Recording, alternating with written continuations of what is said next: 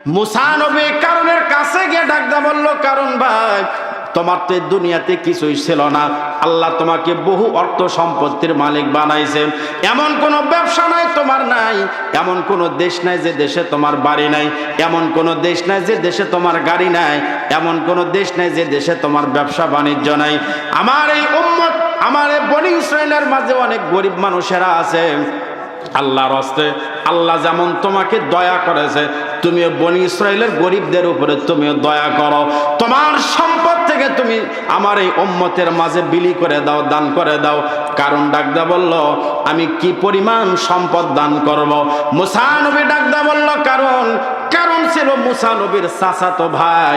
কারণকে ডাকদা বলল, কারণ তুমি যদি তোমার সম্পদ যদি দান করতে চাও, তাহলে তোমার সম্পদের যাকাত হিসাবে যদি দিতে চাও, তাহলে 3 ভাগের 1 ভাগ সম্পদ আল্লাহর রাস্তায় দাও। কয় ভাগ? 3 ভাগের 1 ভাগ। আমাদের জন্য কিন্তু সহজ, আমাদের 40 ভাগের 1 ভাগ। কারণ চিন্তা করলো, আমার 3 ভাগের 1 ভাগ মানে তো বহু সম্পদ। অতএব যেভাবে হোক মুসার এখান থেকে আমার বাঁচাই লাগবে। একটা অপকৌশল তৈরি করলো। কারণ এলাকার একটা মহিলাকে ভাড়া করে বলল, মহিলা তোমার একটা কাজ করা লাগবে, এই কাজটা তুমি যদি করতে পারো তাহলে আর বিনিময়ে তুমি যা চাবা তোমাকে তাই দেওয়া হবে। মহিলা বলল, কি কাজ করা লাগবে? কারণ বলল, কাজ হলো তোমার একটা সাক্ষী দেওয়া লাগবে, তোমার একটা সাক্ষী দেওয়া লাগবে, একটা কথা বলা লাগবে। কথাটা হলো, অমুক দিনে বড় একটা ঈদগাহ ময়দানে মুসার একটা আলোচনা সভা আছে, ওই আলোচনায় তোমার একটা কথা বলা লাগবে। বলেন কি কথা বলা লাগবে? তুমি এই কথা শুধু বলবা, মুসা নবী আমার সঙ্গে জেনা করেছে। নাউজুবিল্লাহ বলেন। মহিলা বলল, না, এত বড় একটা মিথ্যা কথা আমি বলতে পারবো না। কারণ বহুভাবে তাকে বিভিন্ন চাপ প্রয়োগ করে রাজি করায় বলল, অবশ্যই তোমার এই কথা বলা লাগবে, এই কথা না বললে তোমার অবস্থা খারাপ হবে। এবার মহিলাকে রাজি করাইলো। মহিলা বলল, ঠিক আছে, আমি এই কাজ করে দেব, বিনিময়ে আমার 10,000 স্বর্ণ মুদ্রা দেওয়া লাগবে। 10,000 স্বর্ণ মুদ্রা যদি আমাকে দেন, আমি এই কথা বলবো, তাছাড়া আমি এই কথা বলবো না। কারণ বলল, যাও, অসুবিধা নাই, 10,000 স্বর্ণ মুদ্রা দিয়া যদি আমি সম্পত্তির 3 ভাগের 1 ভাগ থেকে বাঁচতে পারি, তাহলে তো বড়ই কথা। কাজ করবার টাকা আনিবা, সমস্যা নাই। মহিলাও ভালো করে যারে, কারণ এমন লোক, এর যদি স্বার্থ সিদ্ধ যদি হাসিল হয়ে যায়, এর কাজ যদি হয়ে যায়, 10,000 কেন 10 টাকাও দিবি নাই। এরকম কিছু লোক আছে না নাই? কাজের আগে এমন পাম মারছে, আপনি কাজ করে দিয়েছেন, যাওয়ার সময় বলে আজ না কাল, এই করতে করতে আপনার জীবন শেষ, বাকি টাকা আমি পরিশোধই করেনি। এরকম লোক আছে না নাই? জোরে বলে। মহিলা বলল, আমি ভালো করেই জানি। মহিলা বলল, না, ঘুষ যদি খাওয়াই লাগে আগেই খামো, আমাকে আগে টাকা দাও, আগে পেমেন্ট দাও, তারপরে তোমার কাজ হবে। এবার কারণ 10,000 স্বর্ণ মুদ্রা মহিলাকে দিয়া বলল, যাও, অমুক দিন বড় ঈদগাহ ময়দানে আসবা। এবার মুসা নবীর যে বড় একটা ঈদগাহ ময়দানে আলোচনা চলছিল, এই আলোচনা চলা অবস্থায় মহিলা উপস্থিত হলো। আলোচনা শেষ করে মুসা নবী মোনাজাত করবেন। এমন সময় কারণ ডাকতে বলল, মুসা ভাই, আপনি মোনাজাত করবেন, তার আগে একটা মাসলার জবাব দিয়ে তারপর মোনাজাত করবেন। একটা মাসলার জবাব দিবেন, তারপরে আপনি কি করবেন? মোনাজাত করবেন। মুসা নবী বললেন, কি মাসলা বলো? কারণ বলল, কেউ যদি জেনা করে তাহলে শরীয়তে তার শাস্তি কি হবে? এমন সময় এই কথা শুনে মুসা নবী বললেন, যদি বিবাহিত ছেলে মেয়ে যদি জেনার মতো একটা অপকর্মে লিপ্ত হয়, তাহলে তার শাস্তি হলো তাকে রজম করে পাথর মেরে দুনিয়া থেকে বিদায় করা হবে। কারণ ডাকদা বলল, মুসা ভাই, এই কাজটা যদি আপনি করেন, আপনার বেলাও কি শাস্তি একই রকম হবে? আমাদের সমাজে বিচার কয় রকম? ভিআইপিদের বিচার একরকম, আর সাধারণ পাবলিকের বিচার কি একরকম। আমাদের এলাকার খবর হলো, চেয়ারম্যানের ছেলে যদি অপরাধ করে, আর বিচার হয় ঘরের ভিতরে, আর ভ্যানওয়ালার বেটা যদি কিছু অপরাধ করে, আর বিচার হয় একদম বাজারের মাঝখানে। কারণ এবার ডাকদা বলল, মুসা ভাই, এই অপরাধ যদি আপনি করেন, আপনার বেলাও কি একই শাস্তি? মুসা নবী বলল, হ্যাঁ, আমি নয়, শুধু যত নবী রাসূল আসছে যদি কোনো নবী রাসূল এমন পাপ করে তাহলে তার শাস্তি যা হবে উম্মতেরও যা হবে, নবীদেরও একই শাস্তি হবে। এমন সময় কারণ বললে মহিলা দাঁড়ান, মহিলা এবার দাঁড়ায় গেল, মহিলার লোকদের উদ্দেশ্যে ডাকতে বলল, ও এলাকার মানুষেরা শোনো, তোমরা এই মুসাকে এত সুন্দর করে তার ওয়াজ শুনলা, এত সুন্দর করে তার ওয়াজের পাগল হয়ে আসো, তাকে নবী হিসেবে মানো, কিন্তু এই মুসা নবীর সমস্যা হলো এই মুসা নবী আমার সঙ্গে জেনা করেছে। নাউজুবিল্লাহ, জোরে বলেন। যেই মাত্র বলছে মুসা নবী আমার সঙ্গে জেনা করেছেন, মুসা নবী হলেন একজন শক্ত মেজাজ এবং গরম মেজাজের নবী। ইহমাররা ওয়াজহুহু, মুসা নবীর চেহারা রক্তের মতন লাল হয়ে গেছে। মুসা নবী এবার নবুয়তে তাজাল্লি দিয়া মহিলার দিকে হাত দিয়ে ইশারা করে ডাকদা বললে, এই মহিলা তুই কি বললি আর একবার বল। যে মাত্র মুসা নবী নবুয়তি তাজাল্লি দিয়া মহিলার দিকে ইঙ্গিত করে বলেছে, কি বললে আর একবার বল, আল্লাহ পাক ওই মহিলার মধ্যে ভয় ঢুকাই দিয়েছে। মহিলা এবার ডাকদা বলল, এলাকার মানুষেরা শোনো, আসলে মুসা নবীর মতো ভালো মানুষ এই দুনিয়াতে আর একটাও নাই। আল্লাহু আকবার বলেন। তোমরা বলতে পারো তাহলে আমি এত বড় খারাপ কথা আমি কেন বললাম, তহমত কেন দিলাম? এর পিছনে কারণ হলো, আমাকে এই যে কারণকে দেখতেছ, এই কারণ আমাকে 10,000 টাকা দিয়েছে। 10,000, এই যে দেখো 10,000 টাকা আমি নিয়ে আসছি, 10,000 টাকা ঘুষ দামাক বলছেন। আমি যদি মুসা নবীর ব্যাপারে কথা না বলি, কারণ আমাকে শাস্তি দিবে, আমাকে জেলখানায় বন্দি করবে। আমার 10,000 টাকার দরকার নাই। এ মুসা নবীর মতো ভালো মানুষ এই দুনিয়াতে আর একটাও নাই। আল্লাহু আকবার বলেন। শুধু মুসা নবী কেন, এই দুনিয়াতে যত নবী রাসূল আল্লাহ পাক পাঠাইছেন সমস্ত নবী রাসূল ছিলেন গুনাহ মুক্ত, সমস্ত নবী রাসূল ছিলেন জেনা মুক্ত। সকলে বলেন কথা ঠিক কিনা? এজন্য মুসা নবীর কোনো দোষ নাই। ওগো আল্লাহর পয়গম্বর মুসা নবী, আমি এই কাজ করেছি কারণের চাপে পড়ে, আপনি আমাকে ক্ষমা করে দেন। মুসা নবী ওই মহিলাকে ক্ষমা করে দিল। মুসা নবী এবার আল্লাহ ডাকতে বললেন, আল্লাহ আপনি কি কারণের বিচার করবেন না? কারণ কত বড় অপরাধ আমার সঙ্গে করলো। আল্লাহ বললেন, মুসা আমি অবশ্যই কারণের বিচার করব, তবে তুমি যেমনে বলবা সেভাবেই কারণের বিচার হবে। তুমি যেভাবে বলবা সেভাবেই কারণের কি হবে? বিচার হবে। কারণের বিচার কি হলো, কেমনে হলো হয়তো আলোচনা শুনেছেন, কিন্তু আমি আপনাদেরকে বিচার কেমনে হলো সরাসরি কোরআন থেকে কারণের বিচার আপনাদেরকে শোনাবো। আপনারা শুনতে কি রাজি আছেন? আমরা কিন্তু এখন বিচার শুনলেই শুধু ভালো লাগে, আগে খুব একটা ভালো লাগতো না। ইদানিং যে বিচারই হয় খালি মনে হয় দেখি তো রায় কোন দিকে যায়। এখন সব খালি জনগণের পক্ষে রায়। জোরে বলেন কথা ঠিক কিনা? এজন্য কারণের বিচার কেমনে হলো এই কথা আমি আপনাদেরকে বলবো। তবে কারণের শাস্তি কেন হচ্ছে, এর কারণ হলো, কারণ আল্লাহর রাস্তায় খরচ করতে কারণ কি করেছে? অপকৌশল অবলম্বন করেছিল, যে যাতে করে আমার আল্লাহর রাস্তায় কিছু দেওয়া না হয়। এবার মুসা নবী কারণের জন্য বদদোয়া করে দিল আল্লাহর কাছে, আল্লাহ এই কারণকে তুমি মাটির মধ্যে তুমি ডুবায় দাও। আল্লাহ বললেন, মুসা তুমি যেমনে মাটিতে তাকে ঢুকায় দিবা, যেমনে মাটিতে ডাবায় দিবা, সেভাবেই তোমার দোয়া কবুল হবে। এবার মুসা নবী মাটির দিকে লক্ষ্য করে ইঙ্গিত করে বলল, ইয়া আরদ খুজি কারণ, হে জমিন, ইয়া আরদ হে জমিন, খুজি কারণ, কারণকে ধর। আল্লাহু আকবার জোরে বলেন। এই কারণকে ধর। যে মাত্র বলছে কারণকে ধর, এই কথা বলা মাত্রই কারণের পায়ের টাকনু পর্যন্ত মাটির নিচে গেড়ে গেছে। আল্লাহু আকবার জোরে বলেন। কারণ মনে করছে আমার ডানে বামে লোকের অভাব নাই।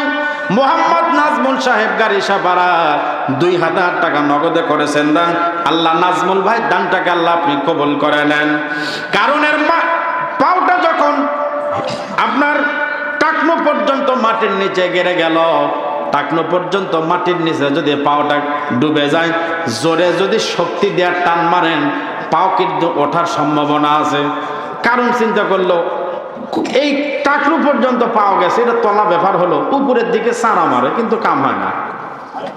কারণের পাও যদিও ঢুকছে শুধুমাত্র টাকনু পর্যন্ত, মনে হচ্ছে জোরে টান মারলে উঠবে, কিন্তু নিচ থেকে আল্লাহর কুদরতি ভাবে কারণের পাওকে আটকে দেওয়া হয়েছে। জোরে বলেন ঠিক কিনা? আল্লাহর মার নমরুদকে মারার জন্য আল্লাহর কি পুলিশ বিজেপি লাগছে? ন্যাংরা মশা দিয়ে আল্লাহ শেষ করে দিছে। আরেকজন নগদ 500 টাকা নামবিহীন আব্দুল আলিম ভাই গাড়িসা পারান, বাকিতে 500 টাকা আল্লাহ কবুল করে নেন। এবার কারণ দেখলো আমার পায়ের টাকলু পর্যন্ত মাটির নিচে। মুসা নবী আবার জমিনকে লক্ষ্য করে ডাক দেয়া বলল, ইয়া আরদ খুঁজে কারণ, হে জমিন কারণকে ধর। এই কথা বলা মাত্র কারণের পায়ের এবার অর্ধেক পাও অর্থাৎ পায়ের হিঁটু পর্যন্ত মাটির নিচে গেড়ে গেল। কারণ ভরসা, কিন্তু কারণের ভরসা আল্লাহর উপর না। কারণ চিন্তা করতেছে আমি এতক্ষণ উঠতে পারি নাই, আমি যে তোর নিচে ডেবে গেছি, আমার ডানে বামে সিকিউরিটির তো অভাব নাই। সামনে 1000 লোক থাকতো কারণের, পিছনে 1000, ডানে বামে 1500 মানুষ থাকতো।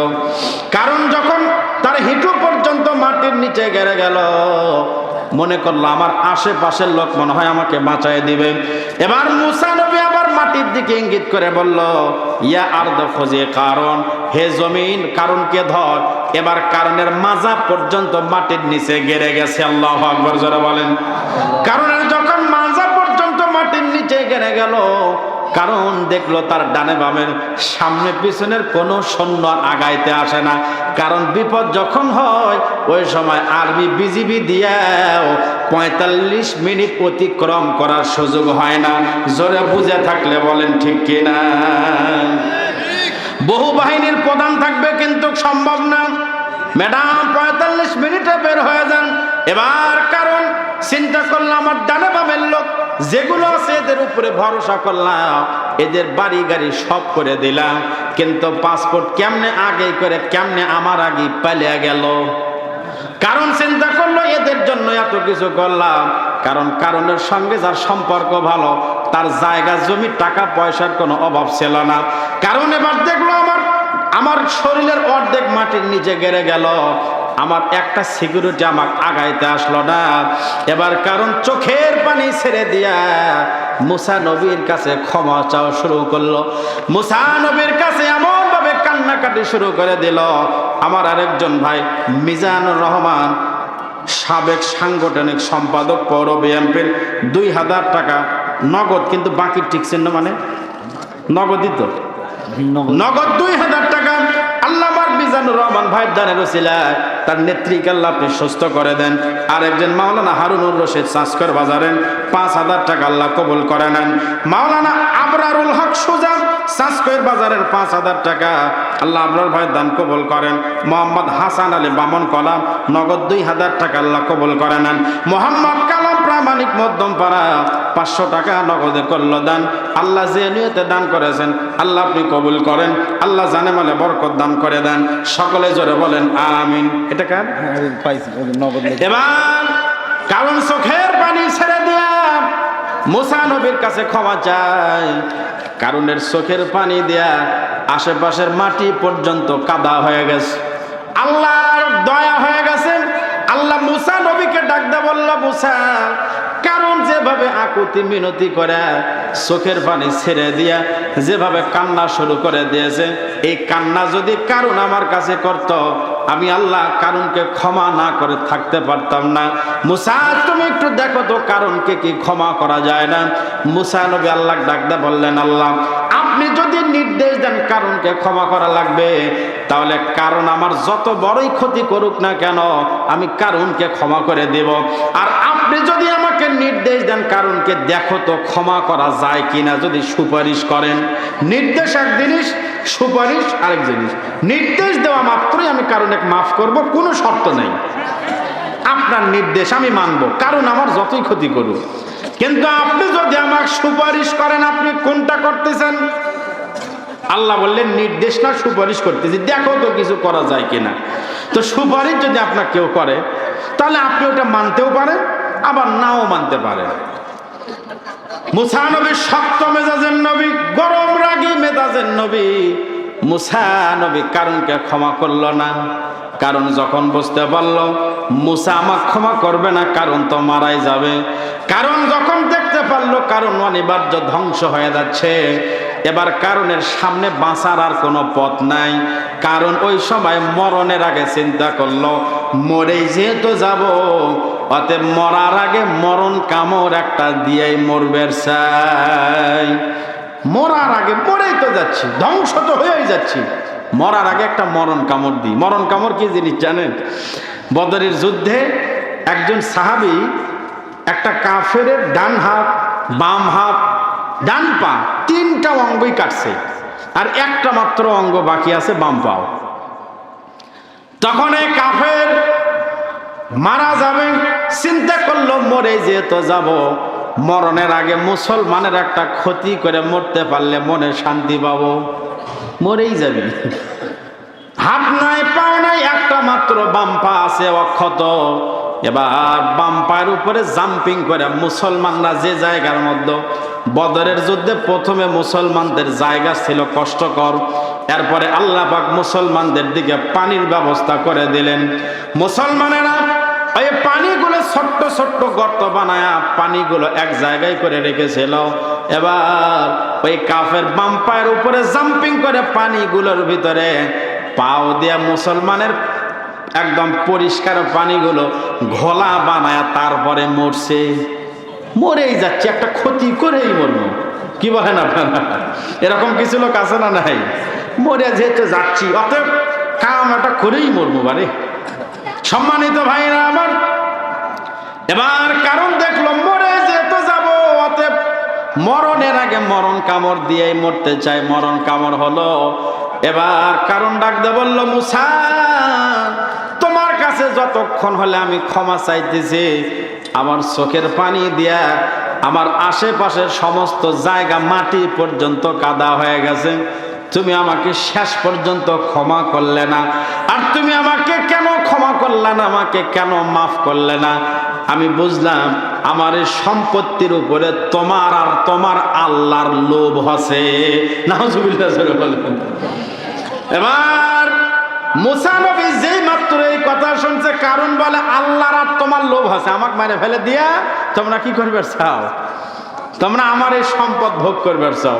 মুসা নবী আল্লাহ ডাকতে বললেন, আল্লাহ দেখছেন কত বড় খারাপ, আপনি একে ক্ষমা করতে বলছিলেন, আমি একে এই কারণে ক্ষমা করি নাই। কারণ আমি যদি কারণকে আমি ক্ষমা করি, কারণ এত বড় খারাপ। ওই যে একটা মহিলাকে ভাড়া করে সাজায় নিয়ে আসছিল, এই মহিলা যদি তার কথার উপরে অটল থাকতো, এতক্ষণ কারণ মাটির নিচে নয়, এতক্ষণ আমি মুসার লাশ মাটির উপরে গড়াগড়ি করতো। জোরে বলেন ঠিক কিনা? ও যদি ওর মতের উপরে, ওর কথার উপরে মহিলাকে টিকে রাখতে পারতো, এতক্ষণ মাটির সঙ্গে আমার লাশ ধুলাবালিতে গড় পারতো। আল্লাহ দেখছেন কারণ কত বড় খারাপ। এতক্ষণ পর্যন্ত তো শুধুমাত্র কারণ নিজে মাটির তলে যায়। মুসা নবী আল্লাহ ডাকতে বললেন, আল্লাহ আমার এই কারণের সম্পত্তির প্রয়োজন নাই, কারণের হারাম সম্পত্তি আমার লাগবে না, এই কারণের সম্পদ লাগবে না। আমার গরিব উম্মত, ইসলাম শুরু হয়েছে গরিবদের দ্বারা, আর ইসলাম কিয়ামত পর্যন্ত আল্লাহ টিকিয়াও রাখবে গরিবদের দ্বারা। সুবহানাল্লাহ জোরে বলেন। এই গরিবদের মাধ্যমে ইসলাম শুরু। কোটিপতিরা পরে ইসলাম গ্রহণ করছে, তবে আমরা আর কি কোটিপতি? বাংলাদেশের যিনি কোটিপতি, আমেরিকার কোটিপতির বাড়ির চাকর হওয়ার যোগ্যতা নাই, বাংলাদেশের 1 নম্বর কোটিপতির। জোরে বলেন কথা ঠিক কিনা? এগুলা কোটিপতি কয় বাংলাদেশের গুলা। মুসলমানদের টাকা নাই, যত টাকার মালিক কারা? কাফের মুশরিকরা। ওদের বাড়ির কাজের বুয়া হওয়ারও যোগ্যতা আমাদের মুসলমান কোটিপতির নাই। মুসা নবী বললেন, আল্লাহ ইসলাম শুরু হয়েছে আমার গরিব উম্মতের দ্বারা, ইসলাম চলতে থাকবে আমার গরিব উম্মতের মধ্য দিয়া। এই কারণের এরকম অভিশপ্ত সম্পদের আমার প্রয়োজন নাই। প্রধান মেহমানকে নিয়ে আসেন, খুব তাড়াতাড়ি নিয়ে আসেন।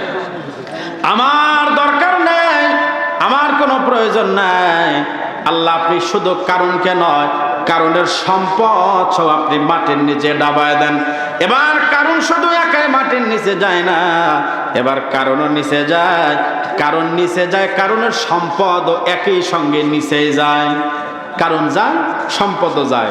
ওই যে কারণের সম্পদ মাটির নিচে যাওয়া শুরু হয়েছে, এখনো পর্যন্ত প্রত্যেক দিন কারণের মাথা থেকে পা পর্যন্ত যতটুকুন, এই পরিমাণ করে সম্পত্তি প্রত্যেক দিন মাটির নিচে ডাবতে আছে।